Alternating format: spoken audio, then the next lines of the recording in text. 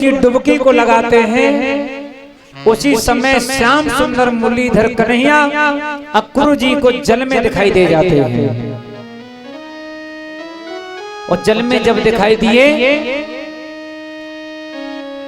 तो अक्रूर जी विचार करने लगे कि अभी तो मैं कृष्ण को रथ में छोड़ करके आया था, लेकिन ये इस कुंड में कैसे आ गया। जैसे ही निकल करके देखा अक्रूर जी ने तो भगवान श्याम सुंदर रथ में बैठे हुए हैं। दूसरी डुबकी को जैसे ही लगाया तो उसी समय बलराम कृष्ण दोनों भाई नजर आ रहे हैं अक्रूर जी के लिए। अक्रूर जी फिर निकल करके आए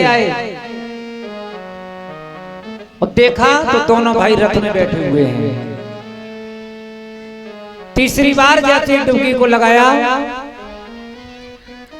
तो अक्रूर जी क्या देख रहे हैं, भगवान कृष्ण चतुर्भुज रूप अक्रूर जी को दिखा रहे हैं। बलराम जी कंधे पर हल रखे हुए हैं और चतुर्भुज रूप भगवान मुरलीधर कन्हैया अक्रूर जी के लिए दिखा रहे हैं।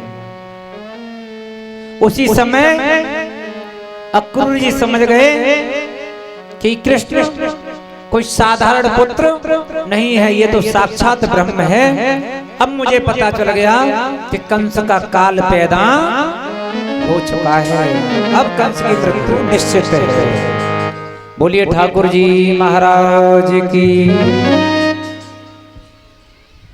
श्री सुखदेव जी महाराज समझाते हैं राजन परीक्षित, जब आगे बढ़े तो क्या हुआ।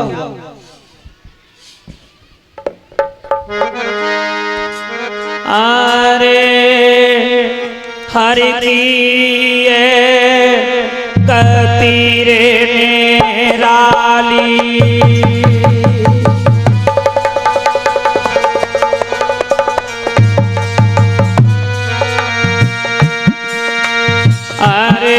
हरि की गति रे निराली, और चलबे की करी रे तैयारी।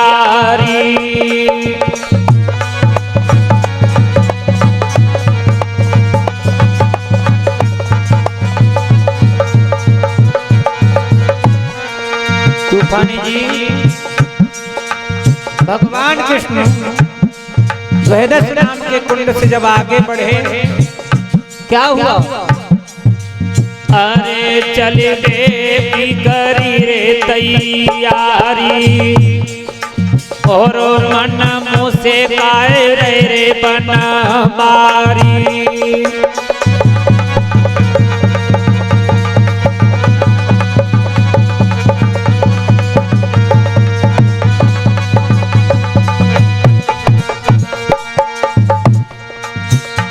अरे तब ही यमुना तट पेरे आए, और श्याम ने चाचा पे बचन सुनाए।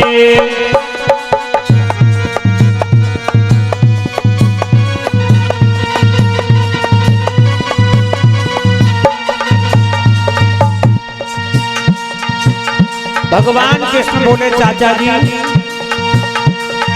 अगर आपकी आज्ञा हो जाए तो हम इस मथुरा नगरिया को घूम करके देख लें। तो चाचा जी ने क्या कहा। अरे ऐसी बानी सुनी लाला की, अरे तबई वाल जगी वाला की।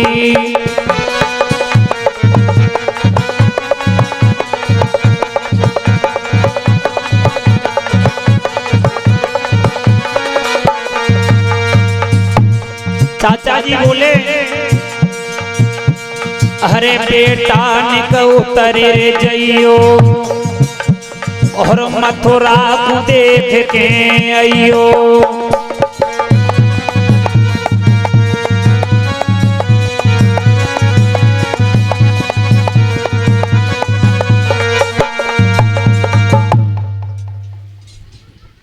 कहा कहा करे वो लाला, कल कल की बात हो रही है। श्री सुखदेव जी महाराज समझाते हैं, राजन परीक्षित जैसे ही यमुना पर पहुंचे तो भगवान कृष्ण ने कहा अपने चाचा जी से कि चाचा अगर आपकी आज्ञा हो जाए तो हम इस मथुरा नगरिया को थोड़ा घूम करके देख लें। तो चाचा जी ने कहा ठीक है। कंस ने पूरी मथुरा नगरिया में डोल पिटवा दिया कि उस कृष्ण को कोई भी नहीं देखेगा, नहीं कोई उसके दर्शन करेगा। गोपियां जो वृंदावन की गोपी है ना, वो विचार करती हैं, अरे राजा होगा वो होगा, वो तो हमें दर्शन करने से भी रोक रहा है। अरे गली में से तो दर्शन नहीं कर पाएंगे, लेकिन अपने मकान की छत पे खड़े हो जाएंगे तब तो दर्शन कर लेंगे। वृंदावन की जितनी भी स्त्रियां हैं फूलों के हार पुष्प लेकर के अपनी अपनी टोकरी में अपनी अपनी छत पे खड़ी हैं कि कब श्याम सुंदर का रथ निकल करके जाए और कब हम उनके दर्शन करें। आगे चल करके क्या देखा कि एक मदरा पान किए हुए रजक आ रहा था। रजक, रजक समझते हैं आप लोग, जो कपड़ा धोने का काम करता है, ठीक है। वो आ रहा था मदरा पान किए हुए। तो उसने कहा कौन हो तुम? भगवान कृष्ण बोले एक काम करोगे तुम हमें, ये तुम्हारी जो पोटरी में कपड़ा बंध रहे हैं इन्हें हमें दे दो। इतनी बात सुन करके वो रजक बोला अच्छा वृंदावन से आए होगे ना, गमार हो गमार। भगवान बोले चलो होगा, चल कोई बात नहीं, कोई बात नहीं। फिर दोबारा उसने कहा अच्छा वृंदावन से आए हो, प्योर गमार हो? भगवान बोले चलो होगा। भगवान कृष्ण ने दो गलतियों को माफ कर दिया। ठाकुर जी थोड़े आगे और बढ़े, वही रजक मदरा पान करके क्या बोला, हाँ हमें पता है तुम उसी नंद के लड़का हो गए, और वृंदावन में जितने रहते हैं वो तो गमार ही रहते हैं, ग्वाल गमार। उसी समय भगवान कृष्ण ने क्या काम किया, एक चांटा उसके गाल पे लगाया खींच करके, उसी समय उसकी गोविंदाय नमो नमः हो गई। और भगवान कृष्ण ने क्या काम किया, उसके जो पोटरी में कपड़ा बने हुए थे ना उन्हें निकाला। तो राजा महाराजाओं के वस्त्र हैं वो। अब वो भगवान कृष्ण के, इतनी देर में भगवान कृष्ण ने पीछे मुड़ करके क्या देखा कि भगवान कृष्ण की जो ग्वाल मंडली है वो भी आ गई। भगवान कृष्ण बोले अपने ग्वालों से, अपने मित्रों से कि भाई लो वस्त्र पहन लो। अब महाराज ऐसे ऐसे वस्त्र, पैर में पहनने वालों पैंट, ऐसा पैंट महाराज के तो पूरे शरीर के ढक दे है जी। ऐसा रूमाल के चादरा की जगह पे बांध लियो तुम रूमाल को। भगवान बोले ऐसे जुगाड़ नहीं बने। आगे बढ़े, आगे बढ़ करके एक दर्जी मिला। उस दर्जी से कहा कि काम करो भैया, तुम हमारे वस्त्रों को सही कर दो। उस दर्जी ने भगवान को देखा तो सभी वस्त्रों को दोबारा से उस दर्जी ने सिला। और भगवान ने कहा तथास्तु। एकदम दर्जी ने कहा कि तथास्तु से थोड़ी बालक पड़ जाएंगे। तथास्तु कह करके जा रहे हो, तथास्तु से कोई बालक थोड़ी पड़ जाएंगे भाई, हमारे भी तो बालक हैं भाई। 2-3 घंटा तो तुम्हारे कपड़े सिलने में निकल गए, और आशीर्वाद ही देकर के जा रहे हो। आशीर्वाद से कोई बच्चे नहीं पल रहे। भगवान बोले तो चिंता करने की कोई जरूरत नहीं है। अबे है द्वापर, लेकिन जब कलयुग आएगा ना तो जाओ, हम तुम्हें जितने भी दर्जी हैं उनको वरदान दे रहे हैं। दर्जी बोला कैसा वरदान? भगवान कृष्ण बोले कि जितनी इस कपड़े की कीमत नहीं होगी उससे बढ़ करके तुम्हें सिलाई मिलेगी। मिलती है 500 रुपए का कपड़ा लेकर के जाओगे तो 800 रुपए सिलाई के दे के आओगे।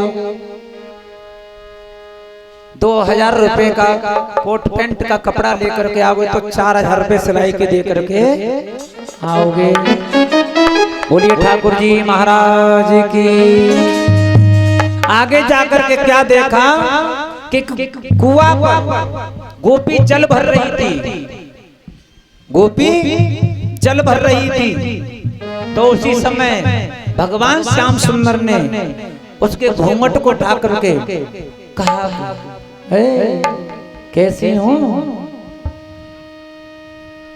ठीक है, पहचान ले हम?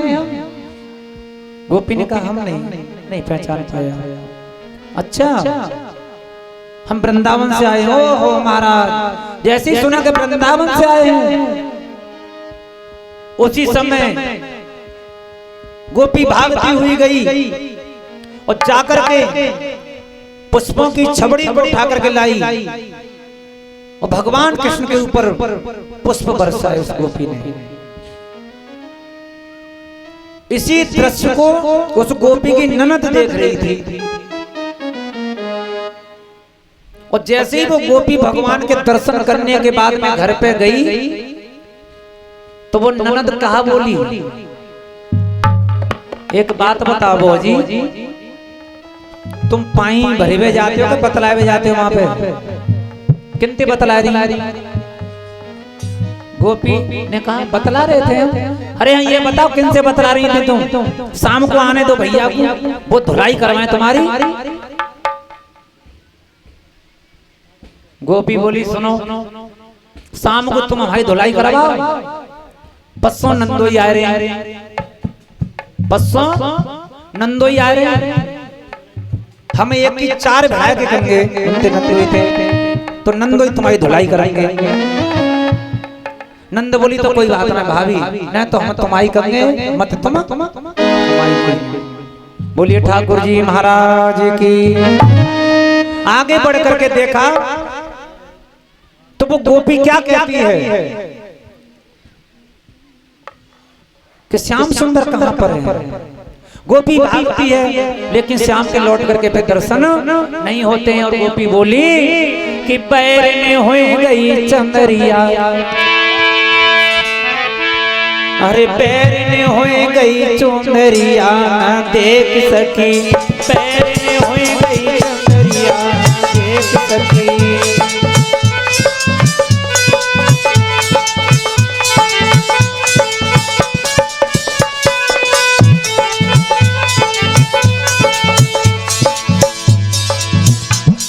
गोपी विचार करती है, अरे पैर में हो गई चंदरिया, अरे पैर में हो गई चंदरिया देख सकी, पैर में हो गई चंदरिया देख सकी।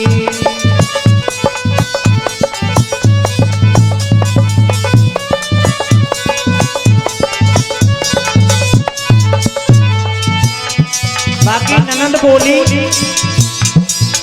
अगर चुनरी तेरे मुख पे गिरी तो मैं हटा लेती। तो वो गोपी कहा बोली, अरे जैसे तैसे मैंने चुनरी हटाई, अरे जैसे तैसे मैंने चुनरी हटाई। कहा भयो, अरे तोलियों फिर गई की बरिया, अरे तोलियों फिर गई की बरिया तेरी सकी, तेरी हुई गई चुनरिया तेरी सकी।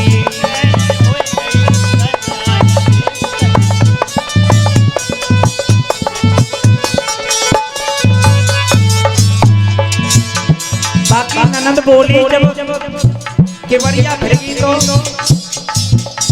अरे खोल लेती भाई जाके।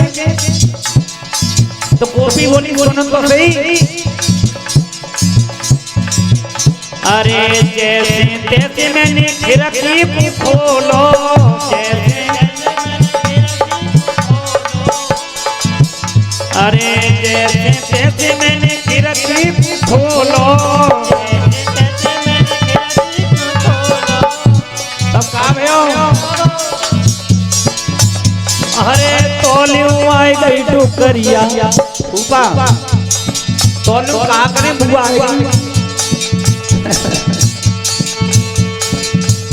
अरे तोलियों आई गई डुकरिया देख सकी, पैर ने हुई गई डुकरिया देख सकी, पैर ने हुई गई डुकरिया देख सकी।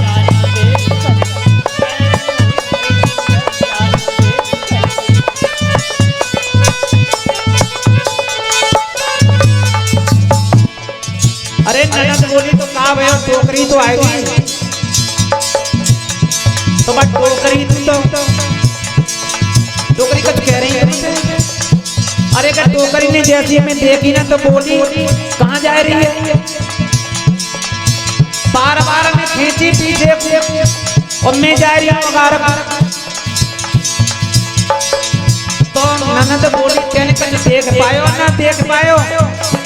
तो वो गोपी कहा बोली अरे थोड़ी सी मैंने पीठ लग पाई, थोड़ी सी मैंने पीठ लग पाई, अरे थोड़ी सी मैंने पीठ लग पाई, जब तक कहा भयो तूफानी जी। अरे तब तक रम गए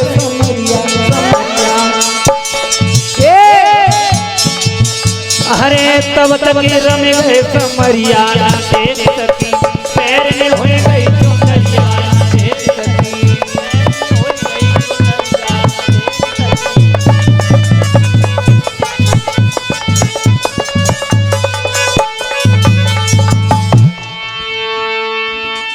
आपस में ननद में और भाभी में यही बात होती रही। और श्याम समरिया आगे के लिए चले गए। और सामने से क्या देखा भगवान श्याम सुंदर ने, एक सुंदरी आ रही है जिसका नाम है त्रिवक्रा, जिसे कुबजा भी कहते हैं। चंदन का पात्र उसके हाथ में लगा हुआ है। तो भगवान श्याम सुंदर बोले मनसुका एक काम कर, देख या गोपी से तू अपनो चंदन करवा ले। तो मनसुका बोलो वाह भाई वाह, बहुत बड़ी सुगड़ है जी ना, तो यहाँ से चंदन करवा लूं। हैं 3 जगह से टेढ़ी और ये कह रहे हो कि चंदन करवा लूं। अरे तू ही ना करवा ले। तो भगवान श्याम सुंदर बोले सुंदरी तुम हमारे चंदन लगा दो। तो आज वही गोपी भगवान श्याम सुंदर को चंदन लगाने के लिए तैयार हुई। तो गोपी भगवान श्याम सुंदर के माथे तक नहीं पहुंच पा रही है। तो मेरे ठाकुर ने क्या काम किया, सीधा पैर गोपी के पैर पे रखा और 3 अंगुली थोड़ी से लगाई और 3 झटका मारे और गोपी का 20 सटका सी गोपी सीधी हो गई और भगवान श्याम सुंदर के चंदन कर दिया गोपी ने। बोलिए गोविंद भगवान की। इतनी सुंदरी, इतनी सुंदर हो गई वो गोपी, इतनी सुंदर हो गई महाराज। मनसुका आयो और बोलो है तुम्हारा ब्याह है, तुम्हारो ब्याह है गए है। तो वही कुबजा क्या बोली कि हो रे मनसुका तेरे तो और देखे मोए बचन जी लग रहे काड़े हैं। और तेरी ही माथे की फूट गई मेरे समुनक सजना ठाड़े।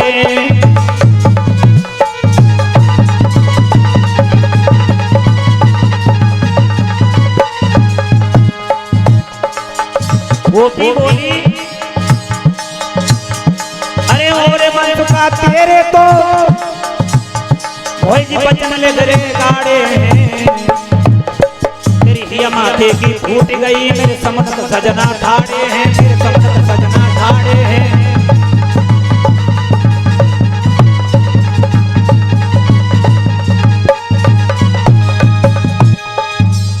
एकदम गोपी ने कहा तेरी फूट गई है, मेरे सजना मेरे सामने खड़े हैं।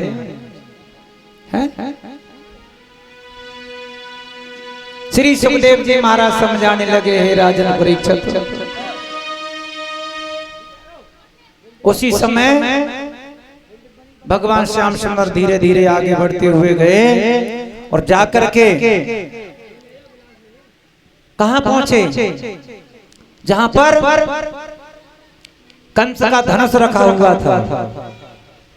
और जाते जाते ही भगवान श्याम सुंदर ने उस धनुष को बीच से तोड़ दिया। जब धनुष टूट गया तो उसी समय कंस समझ गया, कंस समझ गया कि अब ये कृष्ण आ गया। और ये नारद जी ने कंस से कह दिया था कि एक बात ध्यान रखना कंस, जो इस धनुष को तोड़ देगा वो तुझे नहीं छोड़ेगा।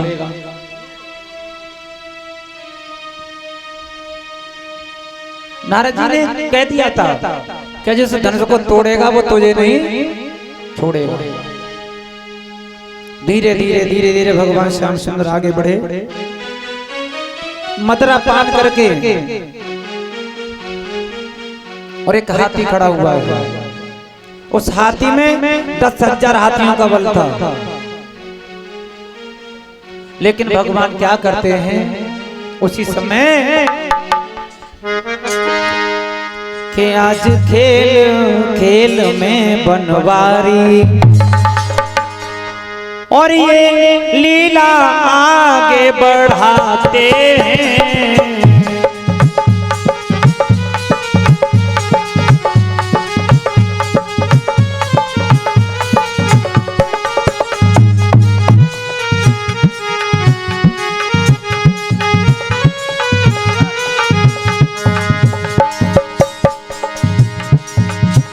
आज खेल खेल में बनवारी